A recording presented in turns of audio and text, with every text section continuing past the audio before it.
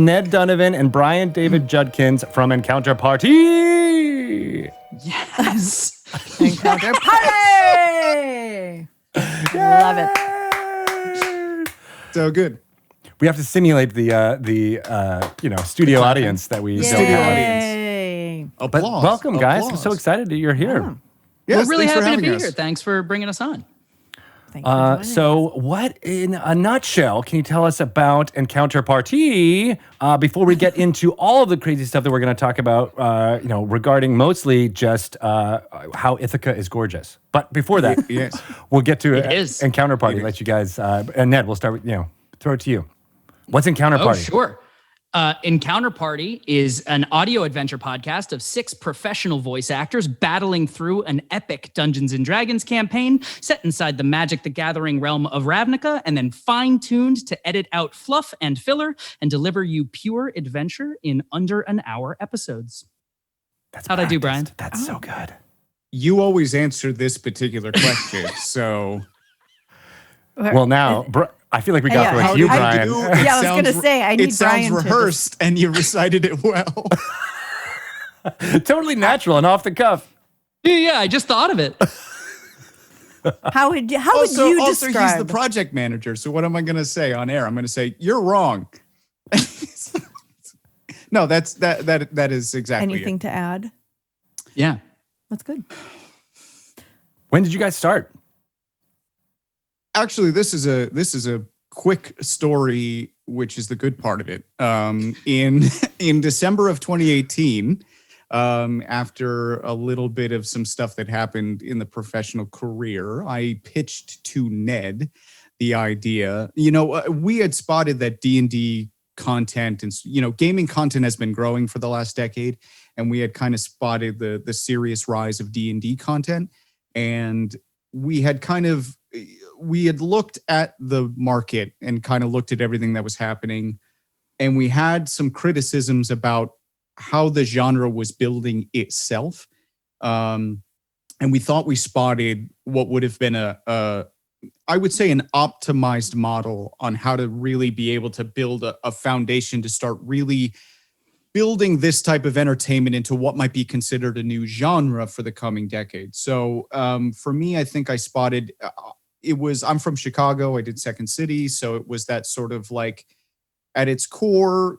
this is a storytelling game. So what if we got some professionals in the room who have skills and education on building a story from scratch with nothing, and then apply that to D&D. And what if we cut out everything? Like the dice math, the table chatter, all that side stuff that really has no value for an audience. And we just cut it down to the actual adventure. Would this work? Ned has been very considering. He's been very considerate about agreeing to lots of crazy ideas that I have that aren't crazy. They all work. And Ned has been doing podcasts for a long time. I also have done podcasts before, but Ned is amazingly effective at indie project conception and inception.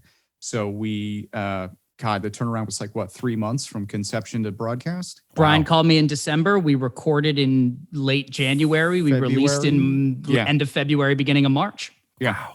Yeah. And so we went from conception, we threw it together, we had the campaign ready over the holidays, and then we had a nationwide audition process. Got a group of people together, flew them out to my neck of the woods outside of Chicago, and we bunkered down for a week and recorded the whole first season. Wait, so you auditioned people?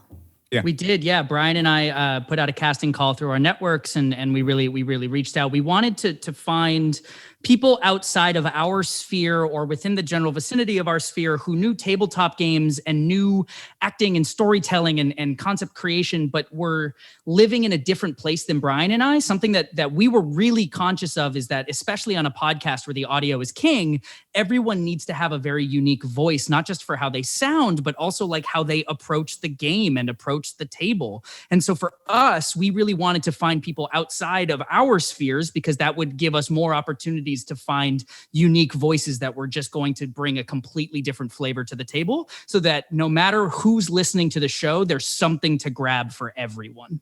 And it's very easy for a couple of white guys to sit in a basement with some microphones and play D&D.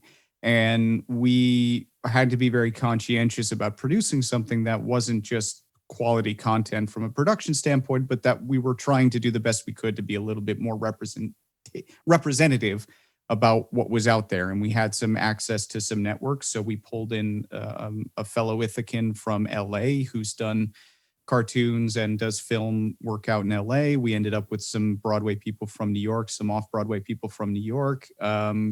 We ended up with a woman named Landry Fleming, who I got connected to, who's out here that does improv in Chicago. And then we kind of had a roundabout connection. The first person we hired was a woman named Sarah Babe, who's up in Wisconsin, in just outside of Milwaukee, that Ned had got connected through another theater person.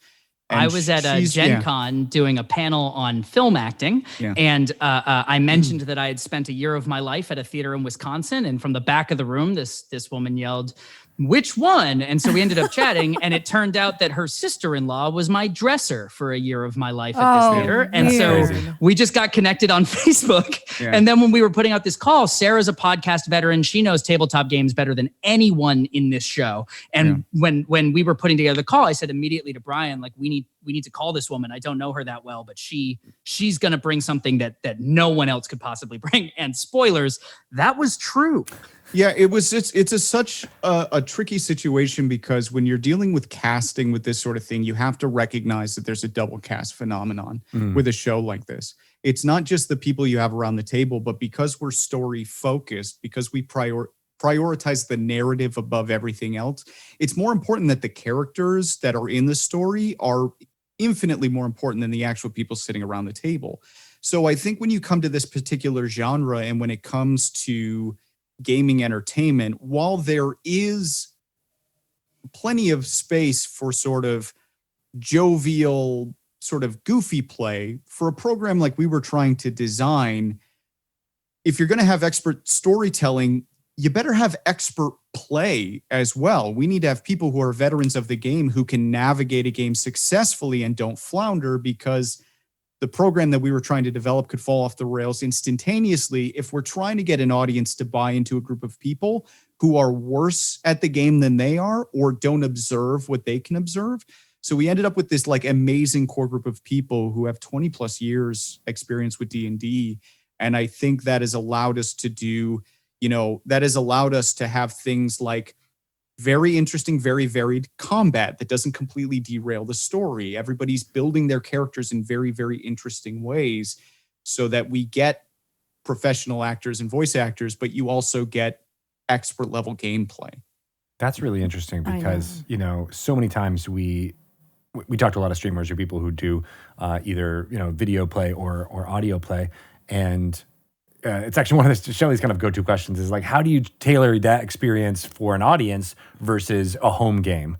And it sounds like you guys had that kind of from the conception, was to elevate for each of those aspects, to elevate each other rather than, show or highlight not necessarily the worst parts, but the less entertaining or things that might turn off, more viewers, right? Everything we do is audience focused. Every decision we make, every edit we do, I take the front end of the editing, but we record in a way that is we think unique to the space, because we're all professional actors and our schedules are crazy and no one really knows where they're going to be in 3 weeks. And I mean, even in a pandemic, people are working. And so one of the things that we decided to do was, instead of record once a month or every couple weeks, we actually record once every 6 months. We all black out an entire week on our calendar, and we all go to Chicago and we play for 6 to 8 to 10 hour days. We record the entire season in one long shot.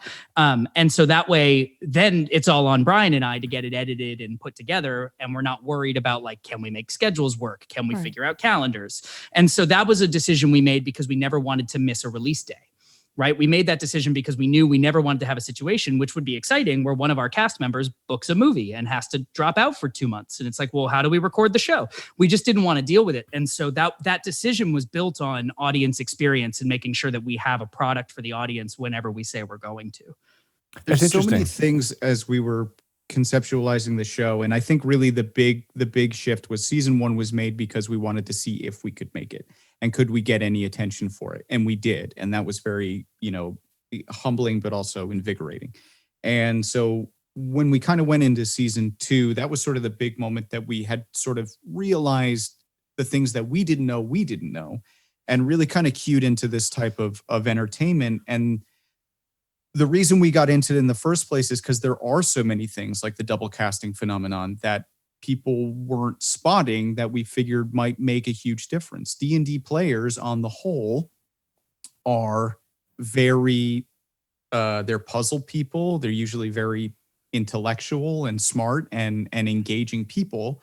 And we wanted to make sure that we created a program that sounded and showed that we appreciated that and that we're considerate of the people who would be interested in this type of stuff, because by getting these expert players, by treating the audience with the respect that we think they should carry themselves, it actually allows the program to be a little bit more intense than perhaps we were kind of feeling out in the beginning, whether or not people were going to want something that's a little bit more comedic or jovial, or whether people were going to buy into the level of drama that we come from and the level of production that we come from. And we have found that by treating our audience with respect and treating them, acknowledging their own achievements within their community, it has allowed us to dive harder into the game, and people will experience a real intensity. And I mean, death means death for us. If a character dies, it's gone forever, because one of the things we looked at was, geez, if we try and pull a punch to keep a good character on the show, Game of Thrones style, are we going to lose faith with our audience? No, it's going to be hard. It's going to be difficult to write around, but we have to treat them with that respect. And in order to be able to do that, we had to get the right people at the table. And we really wanted to make sure that the audience goes on the journey with us, right? We're not running a story that people wish they were a part of, and we're not running a story that people spend their time, watching us having already done it, and they're feeling like they missed out. Like, every episode you listen to of the show, you feel like you're at the table, you feel like you're with these people. And a lot of that has to do with, we made the decision to be a role play focused, story focused podcast. And so by taking out a lot of player interaction, which we do sometimes get fans being like, I wish I knew more about the table, but we intentionally do that because it means that people can feel like they're in it more than listening to a bunch of people banter. Even if the banter is funny, it's a experience it's a conversation you're not in. But if it's a game, if it's a story, if it's engaging, if it's compelling, if you're really worried that a character is going to pass away, if you're really worried that they're making the wrong decisions, if you think that they missed a puzzle, there's a whole set of episodes where we got our fans yelling at us in our Facebook group because they were like, you guys missed it. And Brian's over here like, yes, they did. and to give the audience, by the time this actual episode gets released, we will have just crossed the hump of what will prove to be a lot of fan anger at me. At you. Yeah. Specifically at Brian. I am also mad at Brian. Just to be clear, not at me. I'm mad at Brian too. You know what? I'm also mad at Brian. I'm irritated. I'm not angry, but I'm irritated. That's the first step to being correct. Yeah. Oh God, I hated that. Shelly, we got to figure out how to get you mad at Brian. We'll work on it. It's getting there. It's getting there. My anger, the threshold is it's pretty good. I'm not vindictive. I'm fair. Oh, you started though this podcast before we even started recording, trying to get us angry at Ned. So that's true. It's only he fair. does. That is step 2 at being correct. The tide turned swiftly on Dragon Talk. Like our anger goes everywhere. Can we go back to the audition process? Because I am quite fascinated by it. What was the audition process like? I mean, I know the things that you guys were looking for, but how did you actually run this audition process? God, that was so. I don't want to use the word clever because I don't think I have the right to say that, but it was an interesting process because it wasn't uniform. Yeah, I'll say it. It was very clever. Both of you. It wasn't did a great job. But it was it was varied depending on who we were interviewing. It was actually really interesting because Ned has access to a very wide network of people, being a professional in New York City. And so when he casts a net out, he can wrangle a lot of interested parties. And Ned has so much success building things and starting projects that when Ned Donovan steps up and says, "Hey, I'm working on something," a lot of people pay attention. Go on, just keep doing this. This is great for me, Brian. Thank you. He doesn't want us to be angry with him anymore. And you ruined it. We're lifting him up. We're lifting you up. That's so it was interesting because it was depending on who we were. It depends on who we were talking to. We interviewed Sarah Babe right off the get-go, and that conversation was talking all about her podcasting experience. She's got a award-nominated podcast that runs that reviews tabletop gaming from a literature aspect. She's very active in the gaming community in the Midwest. So that interview was more about from a structural aspect. We were interviewing a wide breadth of people, from people who are voice actors, but we would find that maybe they don't have enough experience within the game that we wanted. Sometimes we were interviewing people. I remember one time we were having a conversation to a guy and we were talking about Overwatch, because I was literally just trying to plumb as much information for him as to what type of class he likes to play, to try and get a sense. We've had people who are kind of interested and they were like, "I love to play it. I'm a chaotic neutral elf who like Bard," and we're like, "No, that does not help." So for what we were actually building, I'm a chaotic neutral Bard elf. Turning the tides, Brian. You turn the tides every time. We're like, no, that's not the type of person we want. The DM. So we're not condemning that type of gameplay, but it was not what we needed. It was not what we needed in the thing. So we interviewed people all over the country that we could sort of reach of people who might be interested, and then we settled on who we had. So we talked to other people who have kind of auditioned for things like this, in a way that almost was very similar to casting a show or a sitcom or something like that. So did you approach this as like player first or character first, or was it truly a mishmash of those two? You needed to have both. It was one of the most challenging things, and I can't believe that we ended up with the team we had. And we did have one casting change between season 1 and season 2, because there's a man named Eddie Cooper who's with us for the first season.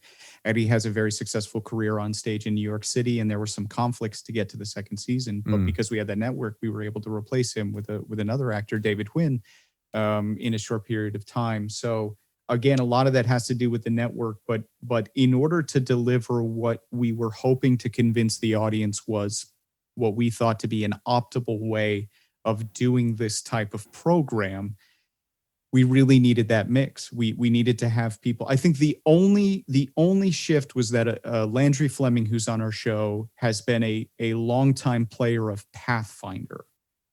And she was the only one who hadn't played 5e because she was currently playing Pathfinder. So, but 5e is easier than Pathfinder.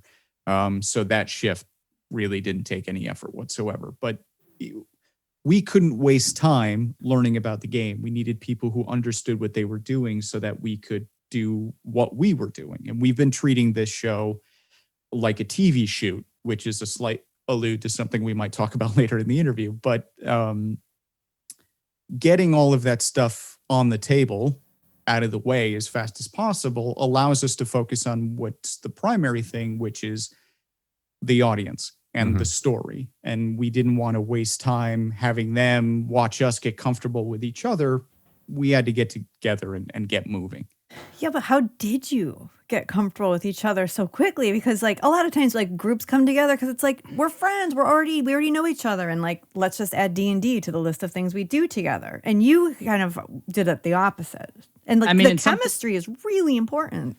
Yeah, something I said to Brian when we were planning this, I make a lot of projects, and I've always said like your pilot episode needs to be solid, or no one's going to make it to episode 5. Like, it doesn't matter if episode 6 is good. If 1 through 5 don't get people to 6, then what are we doing? And so the short answer is, like, that was a big concern of ours. It's why I would say our audition process was as much an interview process for other people to meet us as it was for us to meet them, because we needed to know that there was some kind of like a good, just like instinctive vibe of like banter, because you need that at the table. Because honestly and truthfully, I met Landry Fleming for the first time about 35 minutes before we recorded the first episode. And that's true. Yeah. And we didn't have a chance to, like, you know, we didn't spend a day getting to know each other. We had a couple Zoom calls and we built parties together, but a lot of it had to do with kind of people's background in improv, but also everyone comes from a theater background. And it reminded me a lot of, you know, first day of rehearsal, just if first day of rehearsal gets published. Yeah, but even like there's a cast. There are a lot of tricks in the actual writing of the campaign. And this is the first time anybody's really grilled us on this particular thing, because there's so many problems that have been solved before they even became problems, and you wouldn't know this without sitting down and having a discussion like this. We knew that was going to be a problem. So when I was writing the campaign, the initial first sort of beat of the campaign is the fact that you have 5 people from 5 different backgrounds who have to figure out how to work together. And so people were figuring each other out on the table through their characters, which was the important thing. And that's one of the reasons that there were so many problems that were solved by deciding to make Ravnica the setting. And we were able, a lot of this is my responsibility. A lot of this is on my end as the guy who's at the head of the table, is to find ways to turn things that are problems or are hiccups or issues, and find a way to add resolving that stuff into part of the story. And that's one of the reasons that we just have to be conscientious of that stuff. We have to be considerate. One thing that we always say more than anything is we want audiences to understand how conscientious and considerate we are of their time. D&D is a long game. It can take a lot of time to do. And sometimes doing a weekly broadcast can take hours upon hours. We didn't feel like we had the time to commit to that from a production standpoint, and we didn't feel like people should have to take that much time to get to know us. Asking somebody to buy into a new show is a big deal, especially when we've got, I think, 53 episodes out, 54 maybe? 54 as of Tuesday. And even us saying our episodes are short, that's only 54 hours of content. That is a big ask to ask some people. And because we are from the industry we are, I think the guilt that we feel sometimes of daring to go into this industry and attempting to have the audacity to waste people's time like that is just unacceptable. So by tackling those problems as best we can and trying to get that stuff out of the way is a lot of that, because we have professionals at the table, because we have people who know what they're doing, but then also finding a way to, if we cannot avoid something like that being a part of, my job as the sort of main writer and the DM at the head of the table is to find a way to curve that into an experience that's valuable for the audience. And that's why the very first 3 episodes of the campaign are the way that they are. You don't waste any time getting into the action with the first campaign. It does roll, and it's interesting for people right from the get-go. I like that you approached it as a pilot, or at least a first kind of arc, because that is lost on a lot of people sometimes, where you're like, oh, I'm just going to, scroll into it slowly and get going. But, you really do need to grab people. I mean, and for Dungeon Masters out here or listen to it, you also, to a certain extent, need to grab your players with something that feels exciting, like right off the bat. And you guys seem to have that right instinct to design and write it so that you're getting the best out there right away. But I want to move on to, I feel like we've danced around the fact that you went to Ithaca College. 3 of the people on this call went to Ithaca College. Yay! I have a connection there only because I lived on the Ithaca College campus for a summer while I worked at the Hangar Theater as a carpenter. Yay! Oh my God, we all know each God other. love the Hangar. It's so great, isn't it? Wait. When were you there? When were you working at the Hangar? 1997. I think. No. Yeah, so a long time ago. Yeah. But I met a lot of NYU students there because they also had that like program where they would go up and be in the conservatory there, and it was awesome. One of the formative experiences of my life. I was like a freshman in college, I think, at the time. So love that place. It's an amazing place to be in the summer once all the college kids are gone. Yes, it is. That is very true. Ithaca is an amazing place to go to college, and when you're not in college, it's a great place to be when no one else is around. Yeah. It's very, like, once you're done with college, like, I don't want to be there. I'm like, I can't stand these college kids. They're everywhere. No. But yeah. Andrew Krug, who was on our show, went to college with me. We graduated at the same time. Eddie Cooper, who was on season 1, was in college. He graduated right before my freshman year.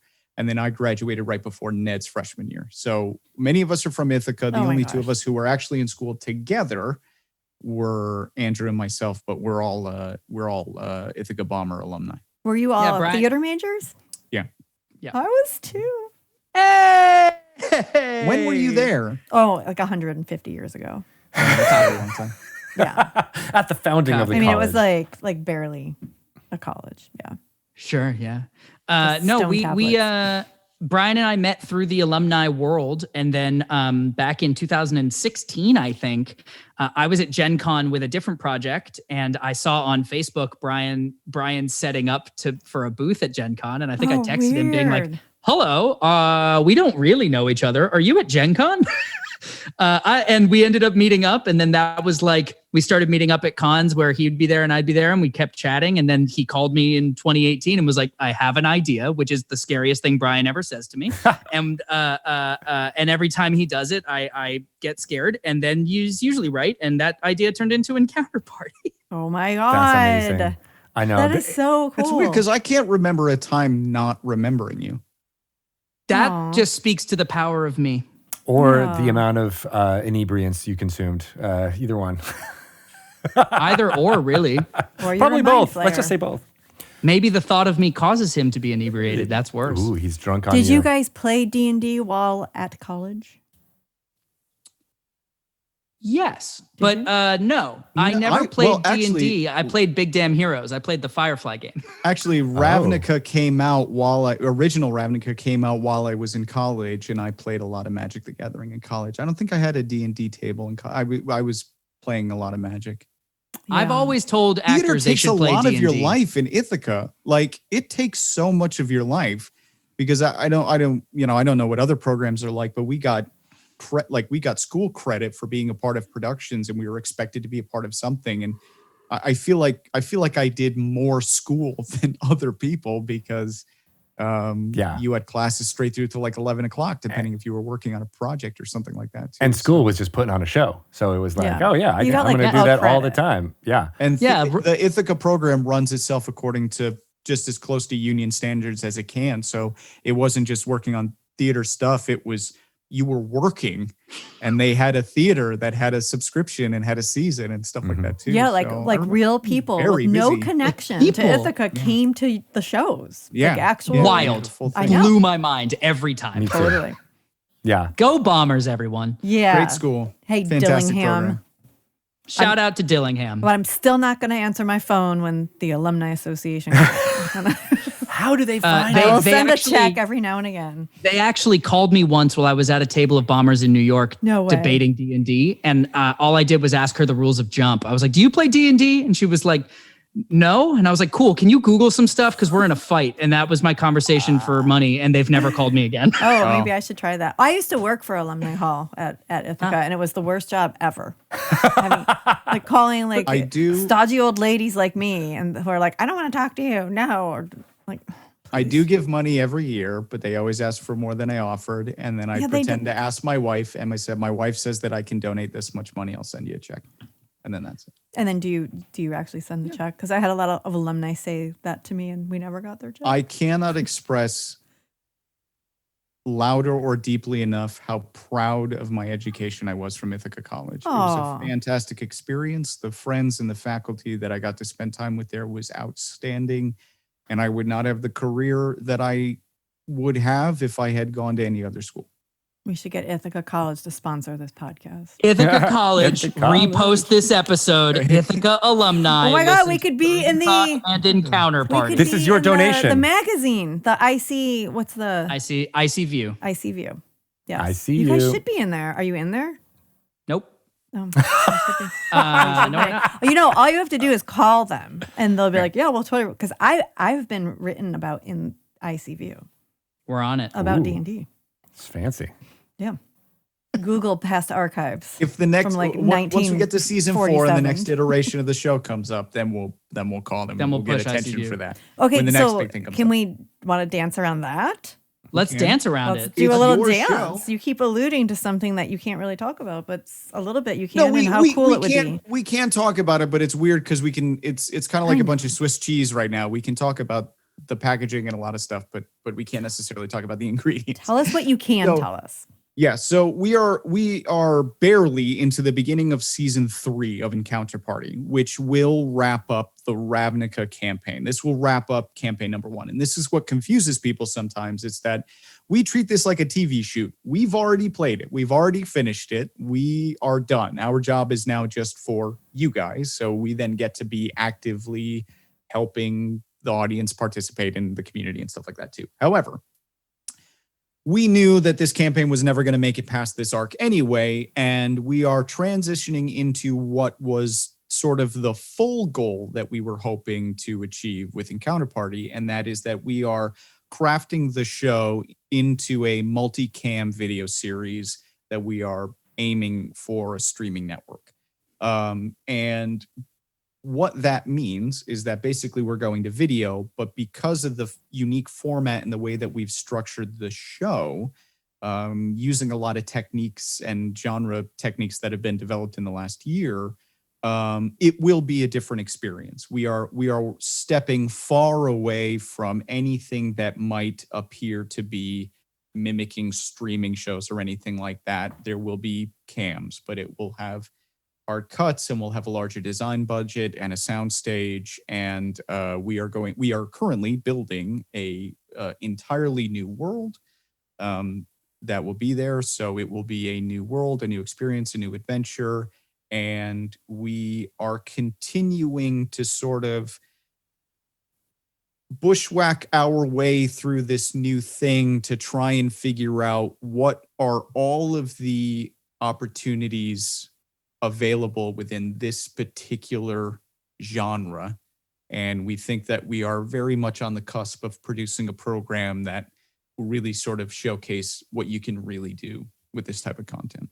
Something that I kind of want to circle back to is that we never set out to be someone's competition. Brian and I are of the mind that if someone is doing something really well, we'd rather support them in their thing and make something else. And so it took Brian pitching me on a show that was edited and recorded in such a fashion with an assembled cast in such a fashion that it felt like something new and unique and exciting to me to really get me excited about Encounter Party. And that forwards onto this new campaign, into this new world we're building. We are putting together a show using techniques that we have gained over our time in the industry and working with a variety of products and productions to build a show unlike anything anyone's really seen before. It will feel wonderful. It should make people experience recorded gaming in a way that feels like they're at the table in a way that no one's really found yet, that we have found. And that's why we started on this project was, can we build something entirely new to excite people to experience something like they've never experienced before? Drawing a parallel because this is all sort of a weird abstract concept that doesn't necessarily ground anything to make people go, ooh, ah. But I'll draw a parallel to the program as of now, and hopefully that will illustrate this in a more exciting way. And that is that because of the way that we record our show, because of the way that we've structured it, we are able to do things writing-wise and campaign-wise that no other program can do. When it comes to the Ravnica campaign, we've been able to structure something that is in itself a mystery, a mystery thriller, but it is structured in a way that rewards multiple listen throughs. So rather than some linear campaigns where You end up in Nation 4, and everything that happened in Nation 2 is just irrelevant now and just something back in the mystery.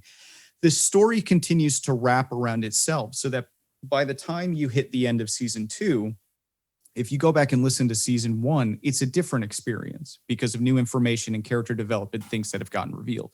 And the same thing will happen with season 3. By the time you reach the end of this particular campaign, if you then go back to the very first episode and listen to the entire campaign again, it will be a different story.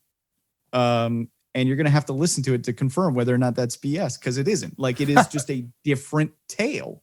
And we can play with that type of structure in a way that other iterations of this program can't. And when we go to video, we never intend to lose the audio, but we're already thinking about ways that will play with that type of stuff visually. We are very audience participatory. Like I said, we really want to avoid, I've called it the Ocean's 11 effect, which is when you watch Ocean's 11 as an audience members, what you get to do is you got to watch 11 famous actors have a lot of fun on set that you don't get to be a part of. And your job as an audience member is to just sort of stare there in awe and go, wow, Matt Damon is so great. But that film purposefully keeps information from you for the benefit of the storytellers. And I'm not a super fan of that. I much prefer things like Columbo and Poirot, where you're encouraged to play along. We're already working on that for the next show, and it's going to be a visual element. So we're designing the show in a way that uses filming techniques. You know, there's a lot of stuff being developed as far as like filming live theater and people who are looking for improvised or theatrical experiences, converting them to a digital format. So we have been playing and constructing some of those models to turn a tabletop role-playing game show into a visual experience that requires and rewards audience involvement and participation. Sweet. Okay. I'm trying to wrap my brain around. There's a lot to unpack there. Yeah. All I want to know is, will there be fight choreography? Both Brian and I are professional fight directors, Yes. so now there might be. I am past my stuntman days because I'm in my mid-30s now, and I don't need any more of that. But I'm past my stuntman days because I had a knee replacement. But like maybe You can teach others how to here's do what it I will safely. say. You can Here's teach what I them. will say. We are very aware of the sort of static nature that can happen when a table gets involved. We're much in the same way that we've looked at Encounter Party, the way that we started, and we identified, here's an idea that we have. Does this idea work? Okay, let's draw attention to everything that could possibly be a problem and get in the way of this idea and make this not worth listening to. We're already ahead on that when it comes to season 4, and the new world is called Isla Brea. And so when it comes to the Isla Brea campaign, we're already identifying some of those things when we get in, because again, I know we keep saying this, but we're audience conscious. I don't need anybody to point a camera at me to play D&D with my friends in a basement. If we're going to make this, we have to make it from the viewpoint of the people watching it on their screen. So we're already kind of tackling, being conscientious of their time, trying to figure out where their focus should be. What can we offer them? How can they participate? And again, because we are narrative focused, the story is going to involve and reward participation. There are a lot of tricks that we're implementing that we are pretty confident, because we've already tested them in this season of Encounter Party in ways you will never know. But we've already tested a lot of these theories and they've all worked. So we're very excited. Are there any, you don't have to give away all your tricks, but I'm just like, if there's dungeon masters who want to run a very story focused campaign, like maybe, not to the level that you guys are doing it, but they want to do, like, are there any tricks that you can share that would help make that Oh my God, there's so many. easier? We wrote a seminar about this. I mean, there's a lot. We did a seminar about this at Gen Con. There is a lot that would require a whole I would say the number one thing that I can tell you is that you cannot script scenes. There are 4 to 7 of you at a table. It's not just your story. So set your checkpoints, set your unmissable information, and then just let the gap get filled in by your players. Okay. That works. Sounds like a good how to be a DM segment. Trust your table to handle the story, because it's really their adventure, not yours. That's a good. I mean, that's a really good piece of advice. I mean, I think obviously with planning out a show like this, you have to develop a lot of material and content. But I love the idea as a dungeon master of just being like, here's the information you know. I'm not going to make up anything else because it's up to you to discover it. And if we reach a point where something is not predetermined, we'll just improvise, and then all of a sudden it becomes canon and make it go. And that's a lot of the fun and the thrill that people get while playing Dungeons and Dragons is that kind of cooperative improvising that happens. How do you balance that with the fact that you do have to plan? You have to plan out a season. You have to plan out how these things work. You mentioned the unmissable information, but what is the unmissable information, and how do you determine that? So I am an eternal DM. There's no avoiding it anymore. I relish the days where I get the chance to build a player character. Although, funnily enough, I usually build fighters that don't like talking to people because I try and, when I'm sitting at the table, I try and let other people build sort of super fun stuff. And then I'll build a fighter that works. And then that way we can't die. There's a unique format when it comes to a DM, and that is, what do you want to get out of it? I have been a writer and worked in entertainment for a long time. I've worked in illustration. So for me, the major rewards that I get come from before the actual campaign. Now, this may not be for everybody, but, there's absolutely zero reason that you should try and avoid pre-generated modules. Adventure League is printing out amazing stuff every 3 months. Like, go play with something that somebody's already built from you. It saves you a lot of time. But for me, I get the reward out of the creation. So letting people come and play and interact. I do voiceovers, so getting a chance to do a wacky voice, whether or not the people at the table accept it or reject it, is part of my fun. So I would say that if you're a type of person who gets rewarded with creativity, if you get rewarded with creativity, it's a great job to step in. But when I also get a great deal of personal and professional satisfaction rewarding my friends and providing opportunities for my friends to succeed. It's a personal view of mine. So when it comes to creating this particular show, we built something that I came from the standpoint with the understanding that I'm at the head of the table. I have to help, but I also have to be the bad guy. So I accepted that role because in the story, that's what we needed. And we wrote a mystery that would allow the audience and the play. You put the audience on the side of the players, right? You guys are all in one group, everybody versus me. So you created a situation that required investigation, puzzles, creativity, working together as a community, and then they get rewarded by progressing forward in the story. And that reward is the trigger that you need narratively to get people to kind of keep pushing forward. And, when it comes to this particular campaign, I think if you listen to Encounter Party, if you're not familiar with it, you will immediately see what that means. Got it. So this new world, you've created a new world. Okay, for season 4. Yes. Does that mean there's new characters? Yes. So Isla Brea is an entirely original world. Myself and Andrew Krug on the show are currently designing it, but I am writing the campaign. So it's sort of a weird 60-40 situation. Isla Brea itself is a planet that was ripped apart when the god that lived at its core abandoned the world forever. So at one point, centuries ago, this god that nobody really knew existed left the planet, and in the process, the world broke apart. It's hit a level of homeostasis, so it is a landscape of floating islands and airships and all sorts of original takes on familiar things and new takes on new things. It will be an entirely new setting. It will be an entirely new party. We already know what that party is going to be. Actually, we've already cast the D&D characters, and they are phenomenal. And I think the exciting thing about Isla Brea is that the design process has been completely transparent. We have been very active and vocal. Just this month of October, we've been using Inktober to start teasing some of the major terminology that we'll be using.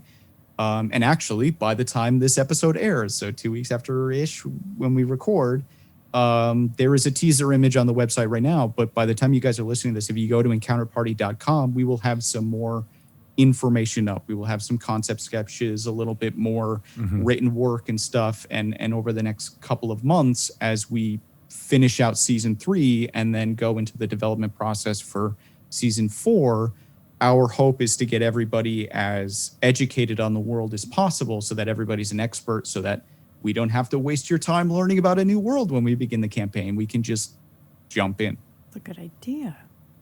Keeps people interactive too for the next couple months. Like we don't have to disappear. You can stay with us and you can learn and get tips and strategies and world build and creative and all that stuff, even though we may not be releasing an actual episode.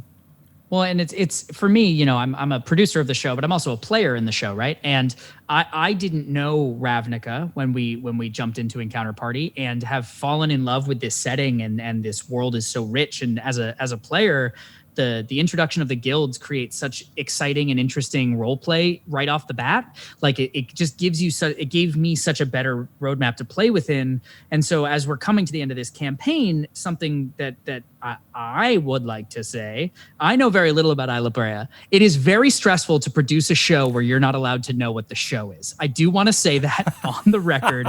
Brian has a significant number of knowledge that I produce and I don't get to know, and it's horrifying all the time. But what I can say about Isla Brea is that I am just as excited in my dives into what I've gotten to learn in the building of this. It feels to me the way that it felt when I got to know Ravnica, and that's really just exciting as a player. Yeah, that is exciting. Ravnica has so many successful elements. It's really it really is the pinnacle, I think, of Magic the Gathering creation.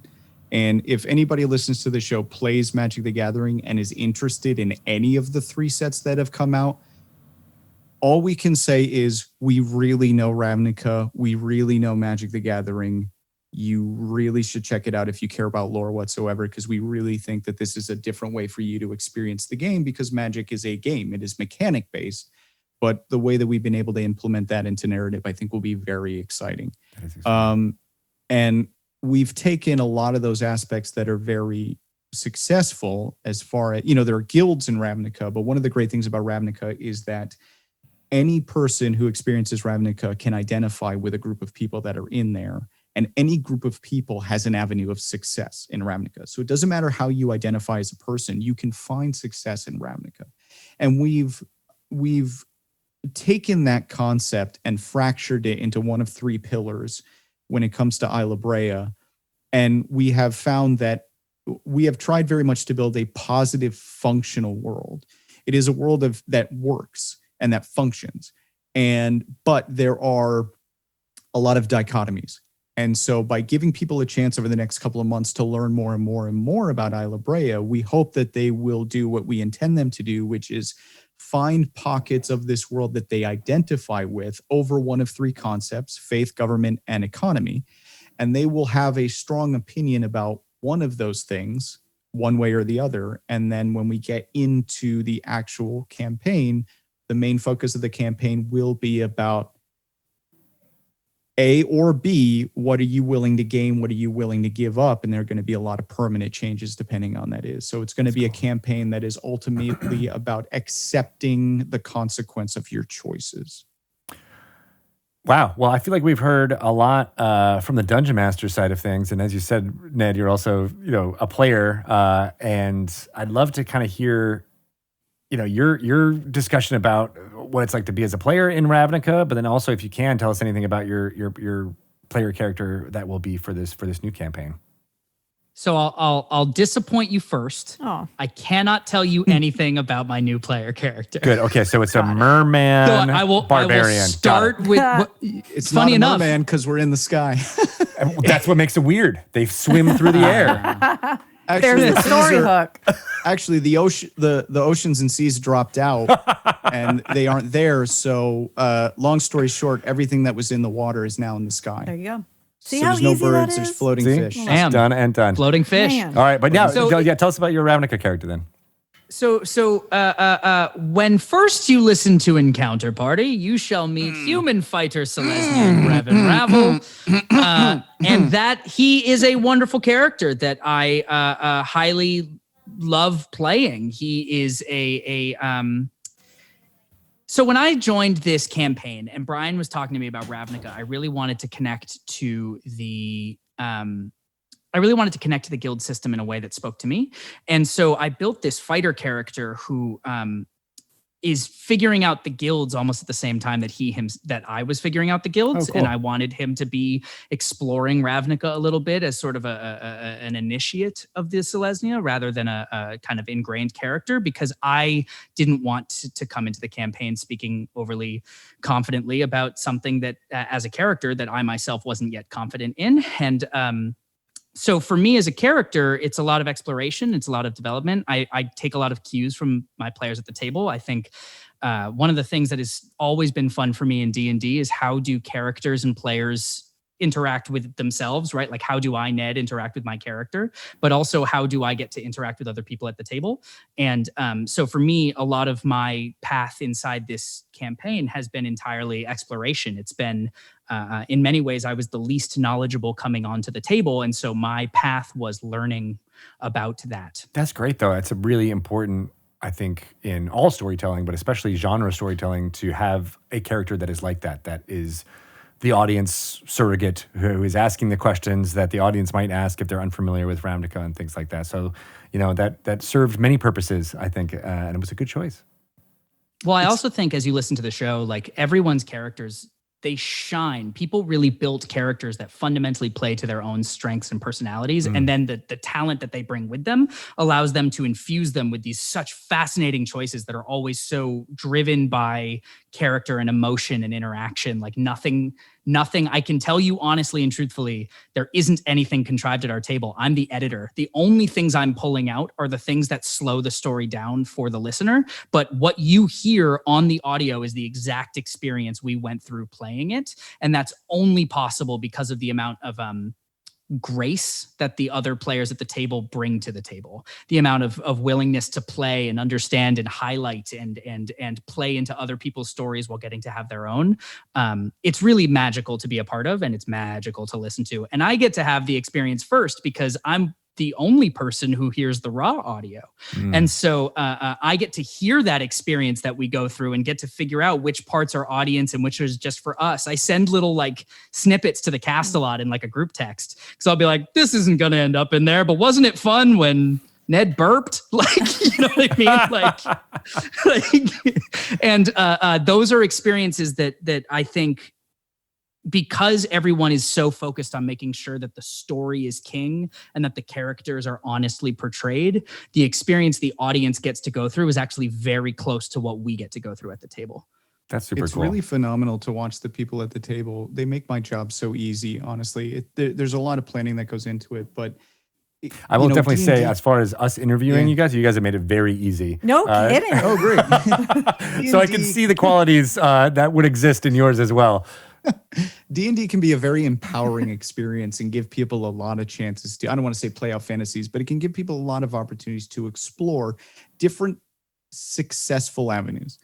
But when we got everybody to the table, it was so interesting that when we got these professionals to sit down and they were talking about the characters that they were building, and we did work a little bit on it. Like we need to build a party that can navigate, right? We can't have 5 wizards because the minute somebody attacks them with a spear, they're all dead. So we did have to think about that, but it was so interesting to watch these people assign different guilds and find things that they were attracted to, but then immediately build characters based on things that they had to overcome rather than what they were good at. And I have to continuously talk about Sarah Babe because she is the absolute heart of our table. And she built a character named Fakara, who is a soldier. And we all sat down at the table and started introducing the characters, and everybody was expecting her to build, I am a soldier, I am the tough one, I am the law and order. And she built Fakara to be like a 19-year-old recruit. She's a Minotaur, but she's like a 19-year-old recruit who's only been in the army for like 2 years.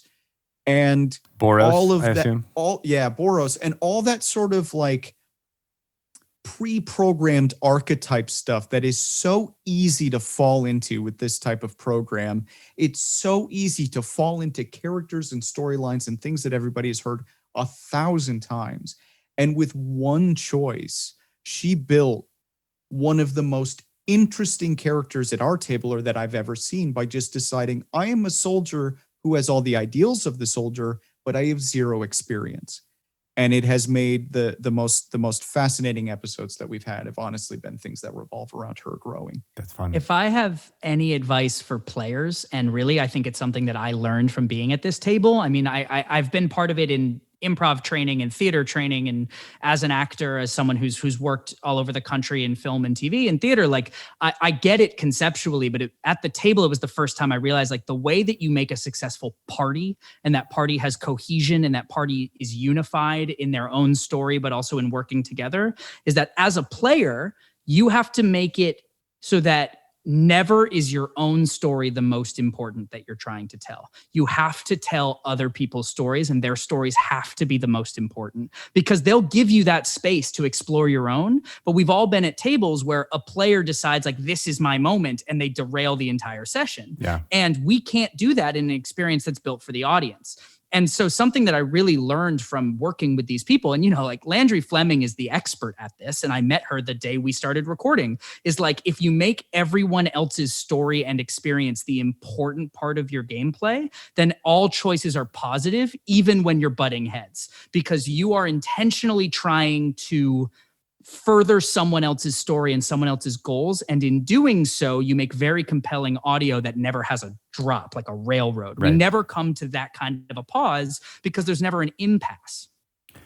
David Huynh, who is the new person we brought onto the show, is phenomenal at that. He plays a character on our show who's very controversial and has very different viewpoints, and he butts heads and pisses people off quite a lot. But because he's so good at what he does performance-wise, you immediately can feel at the table that while the character is a bit of a aggravating SOB, he is always presenting situations that the other players are overcoming by growth. He forces other people at the table to grow, to best him. And that is, watching him navigate that with ease is just so impressive. That's so cool to be a part of. Yeah, and it reminds me of, you know, as you were talking, Ned, and you, Brian, about letting other characters take the spotlight and supporting them. It reminds me of like how, oh yeah, in a musical that you might be watching, there's certainly songs that have a spotlight on a certain character, but that there's always the ensemble behind them who is lifting them up and you know, literally with their own voices and make that happen. So I want to end this with a pitch to you guys. For the next iteration of what you guys are doing, can we please have Crazy Ex-Girlfriend style musical numbers from the cast as part of what you're trying to Greg's tell? dream. But don't make it silly. Go serious. I've pitched something like this to Ned before. We haven't quite figured out a way to do it. Yes, Greg. The short answer is yes. Yes, and that's what I wanted.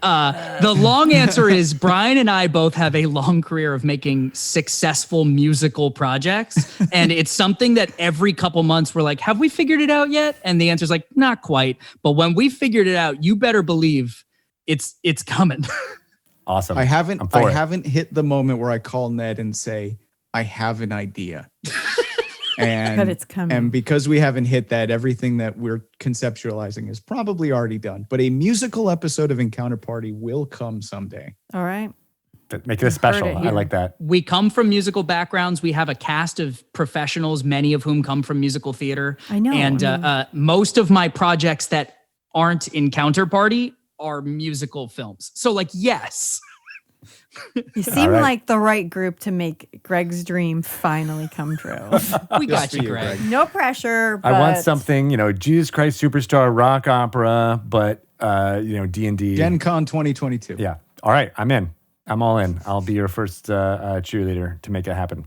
And then you You're will going to be in it. an That's ICV. what you don't realize. You're the missing link here. Ooh, Finally, someone can see. I'll put We're going to write a musical you have no idea that you're in, and you have to do it anyway. Nice. As long as I can do like a talk singing. Brian, I just pitched an idea. could I'll be do it. right now. I'll be a They Might Be Giants style talk singing song. I can do it. All right. They might be Giants. Gen Con 2019. That's right. They were there. It was great. We'll talk to the Johns. We'll get them going. All right. What's the best way for folks to start listening and or pay attention to your next visual project? Scream our name in a public place. Please don't do that. No one goes to public. We did do it once when we were filming. Someone saw a D&D shirt and they're like, hey, nice shirt. And David Huynh goes, listen to Encounter Party. And the guy went, okay. So it does work. It's like busking. It works. It was one of my favorite moments in our entire show. We were getting groceries. But encounterparty.com is your stop. Everything is there. You can find the episodes. You can find the information on as the new campaign starts to develop. You'll get to see more and more and more there. Find us on Facebook, Twitter, Instagram. We're encounter_party on Twitter, Instagram, just Encounter Party on Facebook. And join us. We have a Facebook discussion group where we have the party people are all in there debating theories, talking to each other. You know, we've made this community that is so vibrant and wonderful, and we'd love to have you join us. And we're also over on Discord as part of the Cast Junkie Discord server. And so you can come hang out with us there. And they want to discuss it with you because as you get in and you start participating with the mystery, because of the cyclical nature of what it is, people are going through the show multiple times trying to uncover things. And so you're not behind. You're always, even if you start the show the minute you stop listening to this episode, or if you're already halfway through it, everybody is kind of with each other at the same spot. So you don't have to feel like you're not a part of the group, because people want to talk with you. They want to see what you've uncovered. They want to get your opinions, because that's also the nature of Ravnica. So jump in, join the party, come have fun. New listeners are often coming into Facebook being like, I just started the show. And then they start a thread with theories as they go through the show. They'll say like, well, here's where I am and I think this. And you'll see other party people come in and be like, oh my God, I never considered that. Like, it's wonderful to watch. Oh, that's cool. How fun. Party people, say hi. And then, we're wherever you listen to podcasts. I don't know we're where there. that came from. John loves it. No, but it works. Thank you guys so much. Sorry we went a little bit over, but it was just fascinating talking to you and hearing really, your... really interesting. Yeah. Thank you. You gave us so extra much for time. having We're us not going to on. fight that. Thank you. Well, you're bombers, so bombers get Go extra Bombers. It's an automatic extra Time. Go 10 wherever we go. Bombers. Did anyone at Ithaca Thank you, actually Jen. go to any of the sporting events? Yes. Yes. Really? Yes. I was a member of the Bleacher Bums. I had the shirt. We harassed at Cortica Opposing team. every year. Cortica Cup. The Cortica Jug. Cortica Jug. We rarely won that as much as we think we did, even though we had a much better ranked team. We rarely won the Cortica Jug. But, what is the Cortica Jug for? What is it? Sporting? SUNY Cortland versus Ithaca SUNY College Cortland for the versus number one game that doesn't matter, but it matters to us. A rivalry. It matters in your It was a heart. rivalry. What sport? We had Football. Football. Oh, no one cares about football. I was hoping it was like ultimate frisbee or something. Crew. Cool. No, we had a very good Division III football team. That's Cornell. Very Leave that good to them. They've got the crew not thing going on. Ithaca had a crew team. I mean, everybody does, but Yeah. Not everybody. Cornell You don't have had a good water crew around team. you. yeah, right. They had an Ivy League one. But Cornell. yes, I attended the football games. We are also sports nuts. I am We too, make but we make sports jokes every once in a while on the podcast, and then immediately cut 'em out. shove it under a rug because we realize nobody cares. But I almost played sports at Ithaca. I'm a big sports fan. Big fan of the Ithaca College. well, I didn't mention this before. I actually went to UConn, and so it's very hard not to different sports experience. Yes. Different experience. yes, that's called Division I, where sports matter. But oddly enough, being a theater major, I was like the minority of people who actually paid attention to all that stuff. So that's what I was. Oh, sure. Yeah, right. But I got a few of them to come to the games and realize it's just like cheering Some on fellow Huskies. Yeah, right. Cheering on your favorite performers. Just the same thing. Greg, we have a lot of things to talk about off mic about musicals and sports. Let's do it. Ithaca. Who would have thought? Fun fact, though, before we go, I think I'm still on residence hall probation at Ithaca College. What did you do? What did you do? I mean, it was like a combination of things, but I think like the really big one was throwing flaming paper airplanes off of our balcony.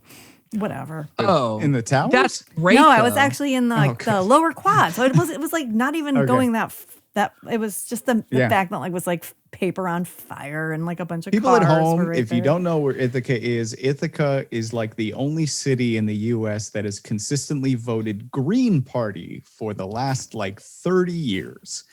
They are not red. They are not blue. They vote green. And if that gives you any sense of why people would care about that, it is the hippie capital of USA. That's what made it fun. More than San Francisco. Yeah. It is. I think I'm on probation I actually figured this out. I was off campus. I think I was shooting bottle rockets off the balcony because it was around July. You got similar. You and I, we would have fiery been. things off of balconies. These seem very tame compared to what I was up to in college. Well, that's just what I got arrested for or busted That's for. what you got I actually caught did for. get I had an open container issue in which I had to actually go to a police station in the back of a police car and everything. Oh. It was the night of the Tonys. And Everything's allowed the night of the Tony. You had to get dorky with it as soon as you're like, This is the most unfair note to end a podcast on, but I had to disarm and defend myself against a male stalker who attacked me with a sword high on Vicodin wow, in Ithaca? at Ithaca College. Wow. All right, so we do have a lot of things to talk about. Go Bombers! Go Bombers.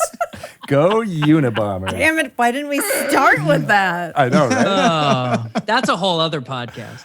Okay. You guys are fantastic. I'd love to hear from you again, as well as your cast members, because they all sound like great performers in their own right. So Invite them on. We would love to. You will have a wonderful conversation. Bring them. They're phenomenal. Excellent. All right. Thank you guys so much. And I look forward to seeing what's coming with season 4. Very exciting. Absolutely.